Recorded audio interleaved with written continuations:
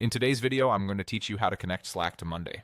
We'll walk through the exact places to click in Monday so you can start the connection and get your workspace ready for smoother communication. I'll also share a few quick pointers to keep everything organized and accessible as you go. First, open the board you want to connect. In Monday, a board is the space where your items, groups, and columns live, and it's the specific board that will interact with Slack. Take a moment to choose the board that actually needs updates or alerts sent to your team.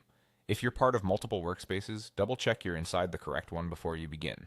It's a good idea to confirm you have the right level of access for that board because integrations generally require editor or owner permissions.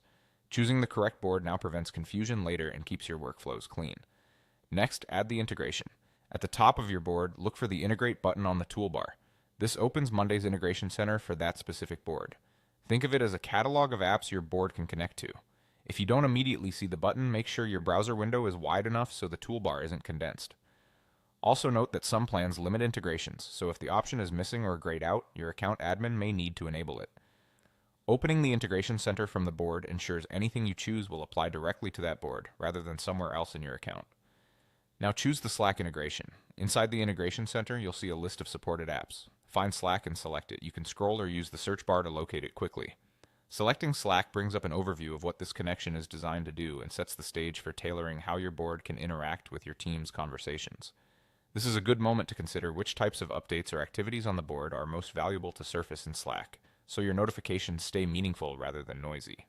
If you work across several boards, keeping a consistent naming style helps teammates recognize where messages originate. That's it, you've opened the right board, accessed the Integration Center from the top of the board, and selected Slack from the list. With those steps complete, you're in the right place to continue setting up the connection based on your team's needs. If anything looks unavailable, check your permissions or plan settings and make sure you're working on the intended board. Thanks for watching and enjoy a more streamlined workflow between Monday and Slack.